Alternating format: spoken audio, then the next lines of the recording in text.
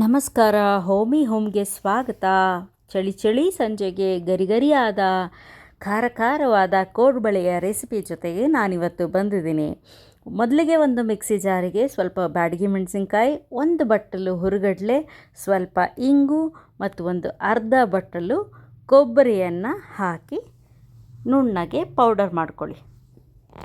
ಇದನ್ನು ಪೌಡರ್ ಮಾಡಿದ ನಂತರ ಸ್ವಲ್ಪ ನೀರನ್ನು ಹಾಕ್ಕೊಂಡು ಇನ್ನೊಂದು ಸ್ವಲ್ಪ ಪೇಸ್ಟ್ ರೂಪಕ್ಕೆ ಮಾಡಿಕೊಳ್ಳಿ. ಅದು ನುಣ್ಣಗಾಗಲಿ ಅನ್ನೋದಷ್ಟೇ ಇದರ ಉದ್ದೇಶ. ಈಗ ಒಂದು ಬಾಣಲಿಗೆ ಸ್ವಲ್ಪ ಎಣ್ಣೆಯನ್ನು ಹಾಕ್ಕೊಳ್ಳಿ. ಒಂದು ಬಟ್ಟಲು ಚಿರೋಟಿ ರವೆಯನ್ನು ಹಾಕ್ಕೊಳ್ಳಿ. ಚಿರೋಟಿ ರವೆಯ ಉದ್ದೇಶ ಏನು ಅಂದರೆ ಅದು ಕೋಡುಬಳೆಯನ್ನು ಕ್ರಿಸ್ಪಿ ಮಾಡುತ್ತೆ. ಇದು ಪೂರ್ತಿ ಕೇಸರಿಬಾತು ಅಥವಾ ರವೆ ಉಂಡೆಗೆ ಹುರಿಯೋಷ್ಟೇನು ಹುರಿಬೇಕಾಗಿಲ್ಲ, ಸ್ವಲ್ಪ ಹುರಿದ್ರೆ ಸಾಕು. ಇದಕ್ಕೆ ಒಂದು 2 ಚಮಚ ಮೈದಾ ಹಿಟ್ಟನ್ನು ಸೇರಿಸ್ಕೊತಿದ್ದೀನಿ. ಮೈದಾ ಹಿಟ್ಟಿನ ಕೆಲಸ ಏನು, ಕೋಡುಬಳೆಯನ್ನು ಬೈಂಡಿಂಗ್ ಸ್ಟ್ರಾಂಗ್ ಮಾಡೋವಂಥದ್ದು. ಇದಕ್ಕೆ ನಾನು ಒಂದು 4 ಬಟ್ಟಲು ಅಕ್ಕಿ ಹಿಟ್ಟನ್ನು ಹಾಕ್ಕೋತಾ ಇದ್ದೀನಿ.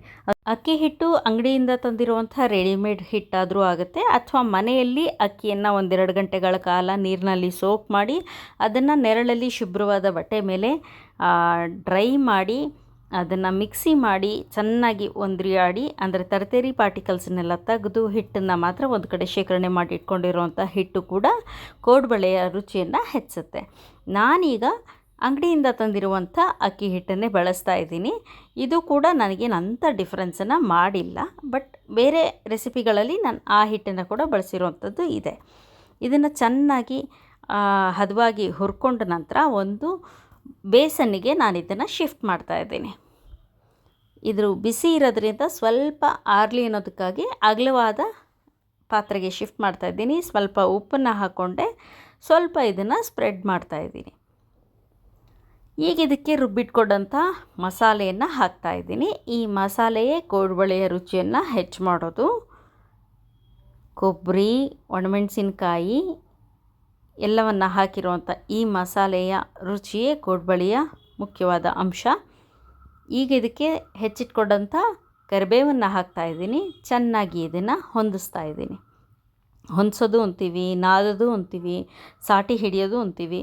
ಸ್ವಲ್ಪ ನೀರನ್ನು ಹಾಕ್ಕೊಂಡು ಇದನ್ನು ಚೆನ್ನಾಗಿ ನಾದ್ತಾಯಿದ್ದೀನಿ. ಅದು ನಿಮಗೆ ಕೋಡುಬಳೆಯ ಶೇಪ್ಗೆ ತರೋದಕ್ಕೆ ಬೇಕಾಗಿರೋಷ್ಟು ಕನ್ಸಿಸ್ಟೆನ್ಸಿ ನಿಮಗೆ ಗೊತ್ತಾಗುತ್ತೆ. ತುಂಬ ಗಟ್ಟಿಯಾಗಿ ಕಲಿಸ್ಕೊಂಡ್ರೆ ನಿಮಗೆ ಕೋಡುಬಳೆ ಕಟಕಲಾಗುತ್ತೆ, ತುಂಬ ಕಟುಮ್ ಅಂತ ಆಗುತ್ತೆ. ನಿಮಗೆ ಅದು ಕ್ರಿಸ್ಪಿಯಾಗಿ ಕ್ರಂಚಿಯಾಗಿ ಸಿಗಬೇಕು ಅಂದರೆ ಸ್ವಲ್ಪ ಸಾಫ್ಟಾಗಿರಬೇಕು. ಈಗ ಹೀಗೆ ನಾನು ನಾದ್ಕೊಂಡು ಅದಕ್ಕೆ ಒಂದು ರೋಲ್ ಮಾಡಿಕೊಂಡು ಹೀಗೆ ಅದಕ್ಕೆ ಬಳೆಯ ಆಕಾರ, ಕೋಡು ಬಳೆ ಆಕಾರಕ್ಕೆ ತರ್ತಾ ಇದ್ದೀನಿ. ಇದನ್ನು ನಾನು ಒಂದು ತಟ್ಟೆಗೆ ಶಿಫ್ಟ್ ಮಾಡಿಕೊಂಡು ಒಟ್ಟಿಗೆ ಒಂದು 10-15 ಕೋಡುಬಳೆಯನ್ನು ರೆಡಿ ಮಾಡಿಕೊಂಡು ಮೀಡಿಯಮ್ ಫ್ಲೇಮ್ನಲ್ಲಿ ಎಣ್ಣೆನ ಕಾಯಿಸ್ಕೊಳ್ಳೋಕ್ಕೆ ಇಟ್ಟಿದ್ದೀನಿ. ಈಗ ನಿಧಾನಕ್ಕೆ ಎಣ್ಣೆಗೆ ಹಾಕಿ ಕರಿತೀನಿ. ಕೋಡುಬಳೆ ಅಂದರೆ ನಮ್ಮೆಲ್ರಿಗೂ ಒಂಥರ ಸೆಂಟಿಮೆಂಟು, ಅದೊಂಥರ ಚೈಲ್ಡ್ಹುಡ್ ಎಮೋಷನ್ನು. ಅಮ್ಮ ತಟ್ಟೆಗೆ ಹಾಕಿ ಕೊಟ್ಟಂಥ ಕೋಡುಬಳೆಗಿಂತ ಡಬ್ಬಿಯಲ್ಲಿ ಹಾಕಿ ಮೇಲ್ಗಡೆ ಶೆಲ್ಫಲ್ಲಿ ಎತ್ತಿಟ್ಟಂಥ ಕೋಡುಬಳೆಯನ್ನು ಕದ್ದು ತಿಂದರೆ ಅದರ ರುಚಿ ಯಾವುದಕ್ಕೂ ಸರಿಸಮಾನ ಅಲ್ಲ. ಈಗ ನಾನು ಕೋಡುಬಳೆಯನ್ನು ಮೀಡಿಯಮ್ ಫ್ಲೇಮ್ನಲ್ಲಿ ಕಾಯಿಸ್ಕೊಂಡಂಥ ಎಣ್ಣೆಗೆ ನಿಧಾನವಾಗಿ ಹಾಕ್ತಾಯಿದ್ದೀನಿ. ಹೀಗೆ ಹಾಕಿದ ತಕ್ಷಣ ನಾನು ಕೈಯಾಡಿಸ್ತಾ ಇಲ್ಲ, ಅದನ್ನು ಟಚ್ ಮಾಡೋಕ್ಕೆ ಹೋಗ್ತಿಲ್ಲ. ಒಂದು ಸ್ವಲ್ಪ ಅದನ್ನು ಎಣ್ಣೆಯಲ್ಲಿ ಫ್ರೈ ಆಗಬೇಕು. ಆದ ನಂತರ ಅದು ಸ್ವಲ್ಪ ಗಟ್ಟಿ ಆಗುತ್ತೆ. ಆಮೇಲೆ ಅದನ್ನು ನಿಧಾನಕ್ಕೆ ಫ್ಲಿಪ್ ಮಾಡಬೇಕು.